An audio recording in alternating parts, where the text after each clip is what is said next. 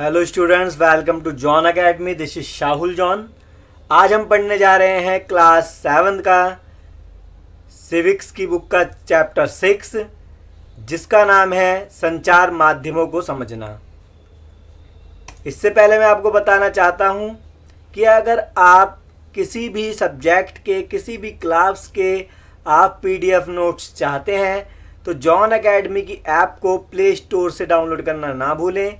जब ये लोगो देख के आप प्ले स्टोर से डाउनलोड कर सकते हैं।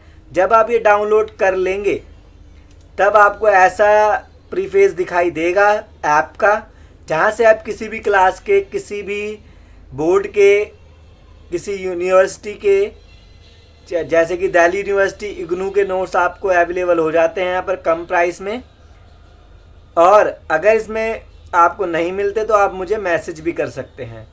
तो आइए शुरू करते हैं अपना एक चैप्टर जिसका नाम है संचार माध्यमों को समझना। ये क्लास 7 की का चैप्टर है, सिविक्स का चैप्टर 6। स्टार्ट करते हैं अब हम संचार माध्यमों को समझना।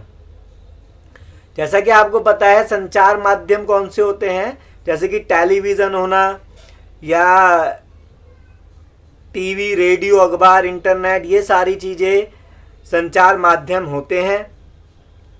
यहाँ से पढ़ते हैं, स्थानीय मेले की दुकान से लेकर टीवी के कार्यक्रम तक जो आप देखते हैं, इन सबको संचार माध्यम यानी मीडिया कहा जा सकता है। तो मीडिया या संचार माध्यम भी कह सकते हैं आप, या मीडिया भी कह सकते हैं। मीडिया इंग्लिश में कहते हैं और हिंदी में क्या कहते हैं, संचार माध्यम। तो स्थानीय मेले की दुकान या टीवी कार्यक्रम, जो भी, चाहे रेडियो, न्यूज़पेपर, उसको क्या कहते हैं, मीडिया कहते हैं या संचार माध्यम कहते हैं। ठीक है, तो ये बहुत मेन बात है। मीडिया अंग्रेजी के मीडियम शब्द का बहुवचन है। मीडियम का बहुवचन क्या है, मीडिया। और इसका तात्पर्य उन विभिन्न तरीकों से है जिनके द्वारा हम समाज में विचारों का आदान प्रदान करते हैं। यानी कि जब हम अपने विचारों का आदान प्रदान करते हैं तब उसको क्या कहते हैं, मीडियम। मीडियम का अर्थ है माध्यम। माध्यम का मतलब आपको पता ही है क्या होता है। माध्यम का मतलब होता है कोई साधन जिससे हम कोई चीज़ प्राप्त कर रहे हैं। क्योंकि मीडिया का संदर्भ संचार माध्यमों से है। मीडिया का मतलब किससे है, संचार माध्यमों से। इसलिए हर चीज़, जैसे फ़ोन पर बात करने से लेकर टीवी पर शाम के समाचार सुनने तक को मीडिया कहा जा सकता है। जैसे कि आप फ़ोन पे बात करते हैं तो वो भी मीडिया है, टीवी देखते हैं वो भी मीडिया है। ठीक है, रेडियो पर गाने सुनते हैं वो भी मीडिया है। तो सब मीडिया होते हैं। टीवी, रेडियो और अखबार संचार माध्यमों के ऐसे रूप हैं जिनकी पहुंच लाखों लोगों तक है। आपको पता है लाखों लोगों तक अखबार पहुंचता है, टीवी चलता है लोगों के घरों में, रेडियो भी चलाया जाता है, देश और विदेश के जनसमूह तक भी है। इसलिए इन्हें जनसंचार माध्यम या मास मीडिया कहते हैं। इसलिए इनको जनसंचार माध्यम भी कहा जाता है या मास मीडिया, जो कि बहुत बड़े जनसमूह के अंदर अपनी सूचना को प्रदान कर पाता है। संचार माध्यम और तकनीक। आपके लिए संभवतः संचार माध्यमों के बिना अपने जीवन की कल्पना करना भी कठिन होगा। इसलिए केवल टीवी और इंटरनेट के विस्तृत उपयोग हाल ही में शुरू हुए हैं। इन्हें प्रचलन में आए अभी 20 वर्ष भी नहीं हुए हैं। जनसंचार माध्यमों के लिए प्रयोग में आने वाली प्रौद्योगिकी निरंतर बदलती रहती है। 15 से 20 साल ही हुए हैं कि आपके हाथ में फ़ोन है, इंटरनेट का आप प्रयोग करते हैं, टीवी आसानी से आप देख पाते हैं। 25-30 साल हुए हैं। उससे पहले न्यूज़पेपर ही ज़्यादा चला करते थे। ठीक है, अखबार, टेलीविज़न और रेडियो लाखों लोगों तक पहुंच सकते हैं क्योंकि इनमें एक विशिष्ट प्रकार की तकनीक का उपयोग किया जाता है। आपको पता है अखबार भी पहुंच सकता है बहुत जगहों पे, टेलीविज़न भी, रेडियो लाखों लोगों तक पहुंच जाते हैं, सुन पाते हैं लोग। हम अखबार और पत्रिकाओं की छपे हुए माध्यम के रूप में और टीवी तथा रेडियो के इलेक्ट्रॉनिक माध्यम के रूप में भी चर्चा करते हैं। पत्र पत्रिका की छपे माध्यम के रूप में भी देखते हैं, टीवी और रेडियो के इलेक्ट्रॉनिक माध्यम भी देखते हैं आप। जैसे कि आप मोबाइल के अंदर इंटरनेट चलाते हैं, ये सारी चीज़ें। आपके विचार में समाचार पत्रों को छपे हुए माध्यम क्यों कहा जाता है? आगे पढ़ने पर आपको पता चलेगा कि ये नाम संचार माध्यमों द्वारा प्रयोग में लाई जा रही तकनीक से संबंधित है। नीचे दिए गए चित्रों से आपको पता चलेगा कि पिछले सालों में जनसंचार माध्यम के इस्तेमाल में लाई जा रही तकनीक किस प्रकार बदली और आज भी बदलती जा रही है। बहुत पहले से अब तक बहुत ज़्यादा तकनीक बदल चुकी है। पहले न्यूज़पेपर छपते थे, आपको पता होगा कि पहले कौन सी बुक छपी कौन सी नहीं छपी, तो इसमें भी हम जानेंगे। एक चित्रकार की नज़र में बाइबल के पहले पन्ने की छपाई करते हुए गुटेनबर्ग ने सबसे पहले न्यू टेस्टामेंट यानी कि नया नियम को छापा था, जो कि बाइबल की एक पुस्तक है, जो कि बाइबल है। उसमें 2 पार्ट होते हैं, एक होता है न्यू टेस्टामेंट, एक होता है ओल्ड टेस्टामेंट। तो न्यू टेस्टामेंट को गुटेनबर्ग ने छापा था। अखबार, टेलीविज़न और रेडियो लाखों लोगों तक पहुंच सकते हैं, क्योंकि इनमें एक विशिष्ट प्रकार की तकनीक का उपयोग किया जाता है। ठीक है, तो ये पढ़ लिया हमने। आगे पढ़ते हैं। तकनीक तथा मशीनों को बदलकर अत्याधुनिक बनाने से संचार माध्यमों को अधिक लोगों तक पहुंचने में मदद मिलती है। तकनीक और मशीनों को बदलकर नए नए मॉडर्न बनाने से संचार माध्यमों को अधिक लोगों तक पहुंचने में मदद मिलती है। इससे ध्वनि और चित्रों की गुणवत्ता में भी सुधार आता है, यानी कि सुनने की जो क्वालिटी है, साउंड में सुधार आता है। लेकिन तकनीक इससे भी अधिक कुछ करती है। यह हमारे जीवन के बारे में सोचने के ढंग में परिवर्तन लाती है। उदाहरण के लिए आज हमारे लिए टेलीविज़न बिना जीवन की कल्पना करना कठिन है। अब अगर आप सोचो कि हम टेलीविज़न नहीं देखेंगे तो आपको कैसा लगेगा कि टेलीविज़न के बिना जीवन कैसा है, यानी कि टीवी के बिना जीवन कैसा लगेगा, अजीब ही लगेगा। टेलीविज़न के कारण हम अपने आप को विश्व समाज का एक सदस्य समझने लगे हैं। जब आप टीवी देखते हो तो आप देश की और विदेश की दोनों की खबर रख पाते हैं, कहाँ पर क्या हो रहा है। टेलीविज़न में प्रदर्शित चित्र सैटेलाइट और केबल के विस्तृत जाल के माध्यम से अत्यधिक सुदूर तक पहुंच जाते हैं, यानी आसानी से सैटेलाइट के माध्यम से, केबल के विस्तृत जाल से आसानी से आप सीरियल भी देखते हैं, न्यूज़ भी देखते हैं, सारी चीज़ों से परिचित हो जाते हैं।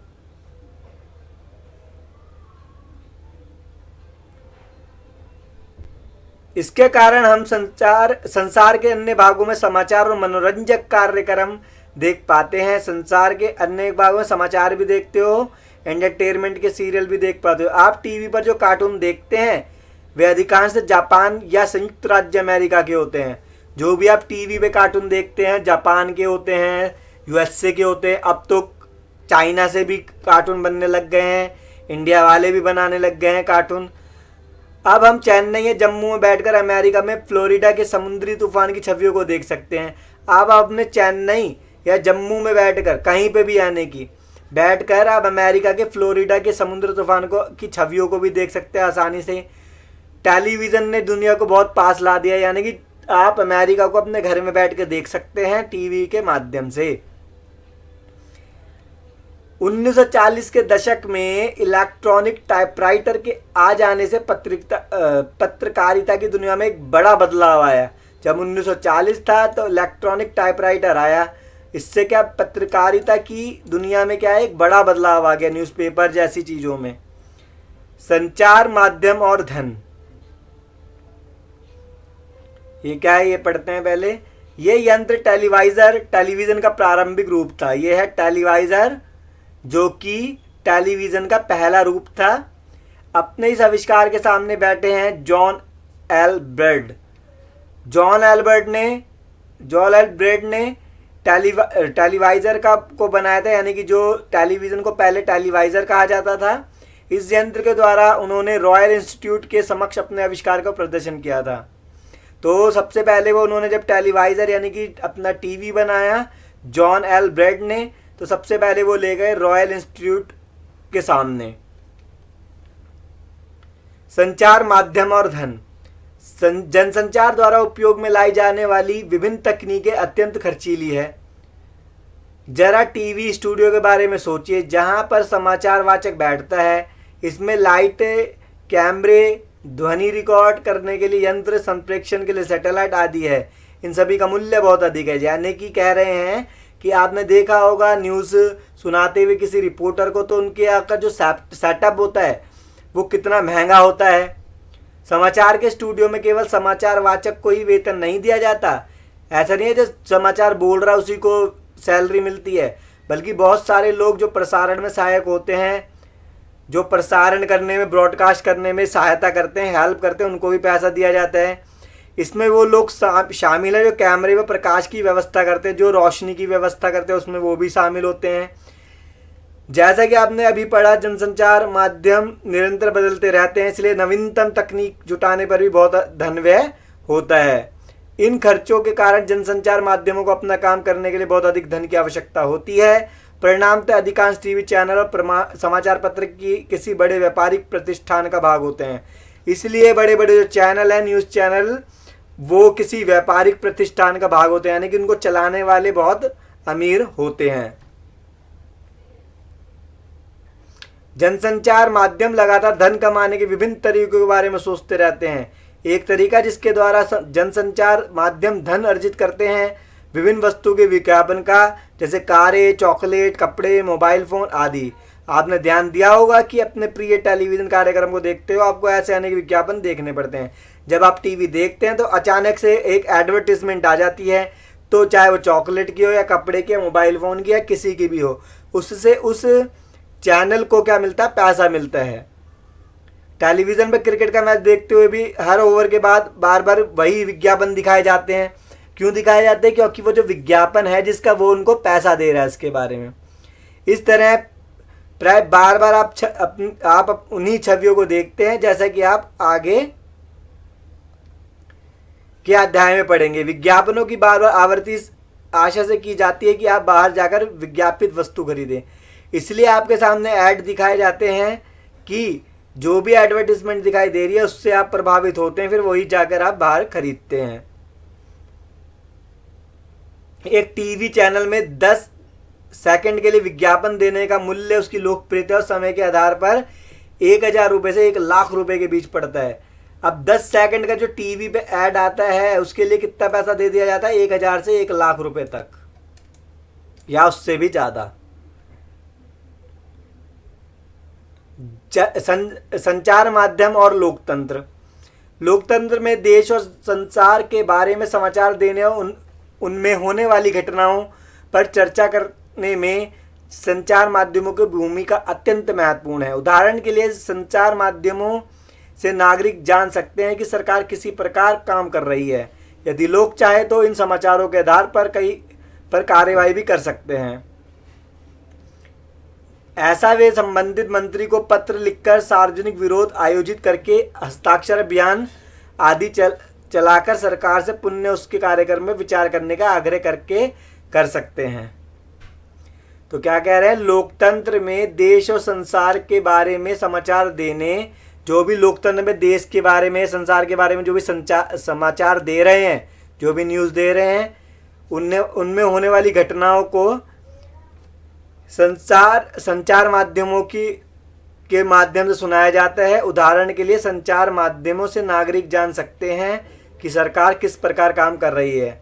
तो टीवी के माध्यम से भी देख सकते हो आपकी कौन सी सरकार किस तरीके से का काम करती है, ये सब हमें टीवी के द्वारा भी पता चलता है। यदि लोग चाहे इन समाचारों के आधार पर कार्रवाई भी कर सकते हैं। ऐसा वे संबंधित मंत्री को पत्र लिखकर, सार्वजनिक विरोध आयोजित करके, हस्ताक्षर अभियान आदि चलाकर सरकार से पुनः उसके कार्यक्रम पर विचार करने का आग्रह कर सकते हैं। कोई ऐसा काम जो सरकार द्वारा नहीं किया गया या गलत रूप में किया गया है, उसके लिए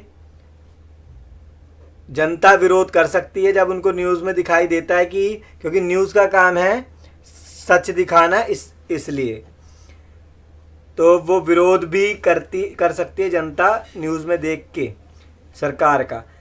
जानकारी देने के संबंध में संचार माध्यम की महत्वपूर्ण भूमिका को देखते हुए आवश्यक है कि जानकारी संतुलित होनी चाहिए। जो भी न्यूज़ चैनल न्यूज़ सुना रहा है वो सही न्यूज़ सुनाए, गलत न्यूज़ ना सुनाए, ये उसका कर्तव्य होता है। ठीक है। अलग अलग पाठकों की पसंद को देखते हुए छपाई वाले माध्यम कई तरह की जानकारी उपलब्ध कराते हैं। बहुत सारी मैगजीन छपती है जो आपको पसंद हो वैसी वैसी। जैसे कि न्यूज़ ऑफ इंडिया की रिपोर्ट में प्रदूषण फैलाने वाले कारखानों पर वज्रपात, विरोधियों द्वारा चक्का जाम, यातायात रुका। तो इस तरीके की आपने कटिंग कई बार देखी होगी न्यूज़ वो अखबारों में। इंडिया डेली की रिपोर्ट में कारखानों के बंद होने से घोर अशांति, ये सारी ऐसी आपने रिपोर्टें कहीं सुनी होगी या न्यूज़पेपर में देखी होगी। वास्तविकता तो यह है कि यदि आप इनमें से केवल एक समाचार पत्र पढ़ेंगे तो विषय का एक ही पक्ष जान पाएंगे। यदि आपने न्यूज़ ऑफ इंडिया पढ़ा होता तो आपको विरोधियों की बातें व्यर्थ उत्पात लगती। उनका यातायात व्यवस्था में बाधा उत्पन्न करना और अपने कारखानों से शहर में प्रदूषण फैलाते रहना आपके मन में इनकी बुरी छवि अंकित करता है। जब आप ये पढ़ोगे ये जो कटिंग है तो आपके बारे पता चल जाएगा कि उसमें क्या लिखा है न्यूज़ ऑफ इंडिया में। दूसरे, यदि आपने इंडिया डेली या इंडिया डेली की खबर पढ़ा होता तो आप जानते कि कारखाने बंद होने में बहुत से लोग अपनी रोजी रोटी खो देंगे, क्योंकि पुनर्स्थापना के प्रयास अपर्याप्त हैं। इन दोनों में से एक भी विवरण संतुलित नहीं है। संतुलित रिपोर्ट वह होती है जिसमें किसी भी विषय पर दृष्टिकोण से चर्चा की जाती है, फिर पाठकों को स्वयं अपनी राय बनाने के लिए स्वतंत्र छोड़ दिया जाता है। यानी कि न्यूज़ अखबारों का, यानी कि अखबारों का काम क्या है, ऐसी रिपोर्ट छापना जिसमें जनता अपनी राय दे सके। संतुलित रिपोर्ट कैसी होती है, जहां जनता अपनी राय दे सके। संतुलित रिपोर्ट लिख पाना संचार माध्यमों के स्वतंत्र होने पर निर्भर करता है। जहां पर संचार माध्यम स्वतंत्र हो, जहां यानी कि जो बिकाऊ ना हो मीडिया। स्वतंत्र संचार माध्यमों से तात्पर्य यह है कि उनके द्वारा किए जाने वाले समाचारों को भी नियंत्रण प्रभावित ना करे, यानी कि जो भी वो न्यूज़ छाप रहे उस पर किसी का कंट्रोल ना हो तो वो अच्छे से अपनी रिपोर्टिंग कर सकेंगे। समाचार का विवरण देने में कोई भी उन्हें निर्देशित ना करे कि उसमें क्या सम्मिलित किया जाना है और क्या नहीं। लोकतंत्र में स्वतंत्र संचार माध्यमों का होना अत्यंत महत्वपूर्ण है। जैसा कि आपने ऊपर पढ़ा, संचार माध्यमों द्वारा प्रदान की गई जानकारी के आधार पर ही हम नागरिकों के रूप में कार्यवाही करते हैं। इसलिए यह आवश्यक है कि यह जानकारी विश्वसनीय और तटस्थ हो। इसलिए जो भी न्यूज़पेपर में छप रहा है वो बिल्कुल सही हो, किसी को मिसगाइड ना किया जाए। तथ्य तो यह है कि संचार माध्यम स्वतंत्र नहीं है। इसके मूल्य तो दो कारण हैं। पहला कारण है सरकार का उन पर नियंत्रण। संचार माध्यम स्वतंत्र नहीं है, आपको ध्यान रखना है, क्योंकि उस पर किसका नियंत्रण होता है, सरकार का नियंत्रण। जब सरकार समाचार के किसी अंश, फिल्म के किसी दृश्य या गीत की किसी अभिव्यक्ति को जन समुदाय तक पहुंचने से प्रतिबंधित करती है तो उसे सेंसरशिप कहा जाता है। तो सरकार क्या करती है, संचार माध्यम में नियंत्रण भी कर सकती है, इसे सेंसरशिप कहा जाता है कि किसी न्यूज़ को या अखबार को कोई न्यूज़ छापने से मना कर देना क्या कहलाता है, सेंसरशिप। ये आपको याद रखना है। मैं फिर बता देता हूँ कि सेंसरशिप किसे कहते हैं। जब अखबारों को या मीडिया यानी कि न्यूज़ चैनलों को कोई बात बोलने से, कोई न्यूज़ सुनाने से मना कर दिया जाता है सरकार द्वारा, तो उसे सेंसरशिप कहा जाता है। भारत के इतिहास में ऐसे समय भी आए जब सरकार ने संचार माध्यम के ऊपर सेंसरशिप लगाई। कब लगाई, सेंसर कब लगाया था, 1975 से 1977। उस समय इंदिरा गांधी जी की सरकार थी। सरकार यद्यपि फिल्मों पर तो नियंत्रण सेंसर रखती है, लेकिन वह संचार माध्यम से दिखाए गए समाचारों में पूरी तरह ऐसा नहीं करती। सरकार द्वारा सेंसर ना होने पर भी आजकल अधिकांश समाचार संतुलित विवरण देने में असफल रहते हैं। इसके कारण बहुत जटिल संचार माध्यमों के विषय में शोध करने वाले लोगों का कहना है कि ऐसा इसलिए है क्योंकि संचार माध्यमों पर व्यापारिक प्रतिष्ठानों का नियंत्रण है। बहुत से क्या मानते हैं, व्यापारिक प्रतिष्ठानों का भी नियंत्रण होता है संचार माध्यमों पर। जो बहुत अमीर लोग हैं वो वही दिखाते हैं जो उनको दिखाना है गवर्नमेंट को। कई बार किसी विवरण के एक पक्ष पर ही ध्यान केंद्रित कराना इसके हित में होता है। संचार माध्यमों द्वारा नियंत्रण धन की आवश्यकता और उसके लिए विज्ञापनों पर निर्भरता के कारण भी उन लोगों के विरोध में लिखना कठिन हो जाता है। अब संचार माध्यम या न्यूज़ चैनल तब भी नहीं लिखते विरोध में, लोगों के विरोध में लिखना कठिन तब हो जाता है क्योंकि उनको पैसों की ज़रूरत होती है। इसलिए जो पैसों की वजह से, पैसों को कमाने की वजह से वो अमीर व्यक्ति जो न्यूज़ छपवा रहे हैं उनकी बातों को मान लेते हैं। इसके अतिरिक्त संचार माध्यम किसी मुद्दे के खास पक्ष पर इसलिए भी ध्यान केंद्रित करती है क्योंकि उसे विश्वास है कि इसमें विवरण रुचिकर हो जाएगा। इसी तरह यदि वे किसी विषय पर जन समर्थन बढ़ाना चाहते हैं तो वो मुद्दे के पक्ष पर भी ध्यान केंद्रित करते हैं।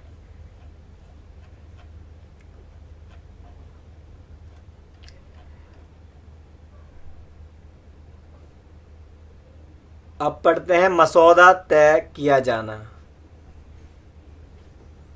किसी घटनाओं पर ध्यान केंद्रित किया जाए, इसमें भी संचार माध्यमों की महत्वपूर्ण भूमिका रहती है। उसी के आधार पर वह तय कर देते हैं कि क्या समाचार में दिए जाने योग्य है।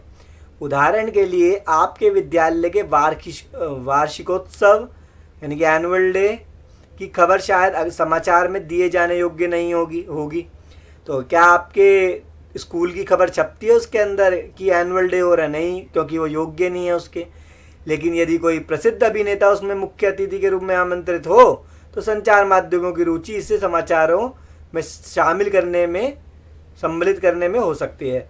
अगर अभिनेता आ रहा हो आपके स्कूल में, कोई एक्टर या एक्ट्रेस, तो वो अपने न्यूज़ में उसको छाप देते हैं। कुछ खास विषयों पर ध्यान केंद्रित करके संचार माध्यम हमारे विचारों, भावनाओं, कार्यों को प्रभावित करता है और हमारा ध्यान उन मुद्दों की ओर आकर्षित करते हैं, हमारे जीवन में महत्वपूर्ण प्रभाव डालते हैं और हमारे विचारों को निर्मित करने में मुख्य भूमिका होने के कारण ही प्राय यह कहा जाता है कि संचार माध्यम ही हमारा मसौदा या एजेंडा तय करते हैं। तो संचार माध्यम ही क्या करते हैं? हमारा मसौदा तय करते हैं या एजेंडा तय करते हैं। अभी हाल ही में संचार माध्यमों ने कोयला पेयों में कीटनाशकों का स्तर खतरे में स्तर बढ़े हुए होने की ओर हमारा ध्यान आकर्षित किया था कि कोयला पेय यानी कि कोक जैसी चीज़ों में, पेप्सी जैसे कीटनाशकों का स्तर खतरे के स्तर तक बढ़े होने की खतरा है, उसको पीना, ये बताया था। उन्होंने कीटनाशकों के अत्यधिक मात्रा में होने की रिपोर्ट प्रकाशित की थी और इसमें तरह हमें कोयला पेय को अंतर्राष्ट्रीय गुणवत्ता व सुरक्षा मानदंडों के अनुसार नियमित रूप से नियंत्रित करने की आवश्यकता महसूस कराई। उन्होंने सरकार के दबाव के बावजूद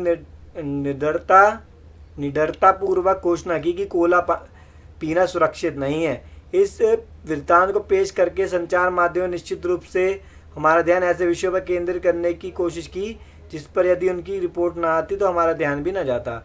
तो उन्होंने बताया कि जो कोका कोला, पेप्सी ऐसी जो कोल्ड ड्रिंक है पीना हमारी हेल्थ के लिए गलत है, खराब है। कई बार ऐसी घटनाएं हो जाती है जब संचार माध्यम उन विषयों पर हमारा ध्यान केंद्रित कराने में असफल रहते हैं जो हमारे जीवन के लिए महत्वपूर्ण है। कई बार ऐसा होता है वो ऐसी रिपोर्ट नहीं दे पाते जो हमारे जीवन के लिए ज़रूरी है। उदाहरण के लिए पीने का पानी हमारे देश की एक बड़ी समस्या है। प्रतिवर्ष हजारों लोग कष्ट सहते हैं और मर जाते हैं क्योंकि उन्हें पीने के लिए सुरक्षित पानी नहीं मिल पाता। बहुत जगह पर बहुत गंदा पानी पीते हैं लोग। फिर भी संचार माध्यम हमें इस विषय पर बहुत कम ही चर्चा करते हैं। वो बताते ही नहीं है कि किस राज्य में किस जगह पर खराब पानी आ रहा है। आपने ऐसा देखा भी नहीं होगा। एक सुविख्यात भारतीय पत्रकार ने लिखा कि कैसे वस्त्रों को नया रूपाकार देने वाले डिज़ाइनरों ने फैशन वीक में धनवानों के समक्ष अपने नए वस्त्र प्रदर्शित करके सभी समाचार पत्रों के मुख्य पृष्ठ पर स्थान पा लिया। एक भारतीय पत्रकार इंडियन रिपोर्टर क्या लिखते हैं कि कैसे उन्होंने फैशन वीक में कपड़ों को दिखाया जैसे कि यह दिखाया जा रहा है और मुख्य स्थान पा लिया न्यूज़पेपर पे। संचार माध्यमों में फैशन शो बहुत लोकप्रिय हुए हैं।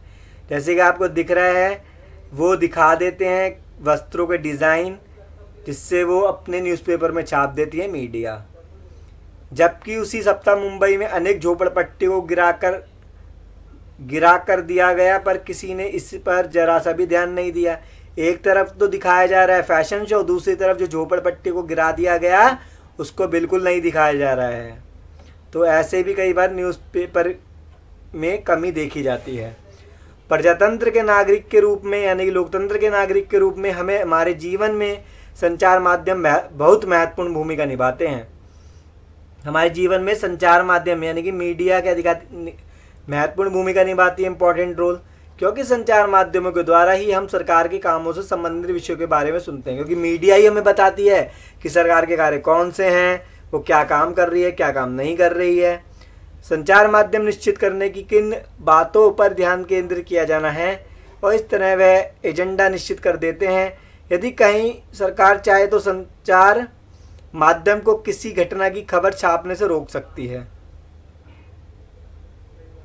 सरकार चाहे तो किसी भी घटना की खबर छापने से भी रोक सकती है, और जैसा कि आपको बताया था उसे क्या कहते हैं, सेंसरशिप। आजकल सरकार माध्यम व्यापार का घनिष्ठ संबंध होने से प्राय संतुलित रिपोर्ट का प्रकाश में आना कठिन है। आप क्या करते हैं, वो अपने पैसा कमाने के लिए रिपोर्टिंग करते हैं अधिकतर न्यूज़ चैनल, तो वो सही खबर नहीं सुना पाते हैं, नहीं सुनाते हैं।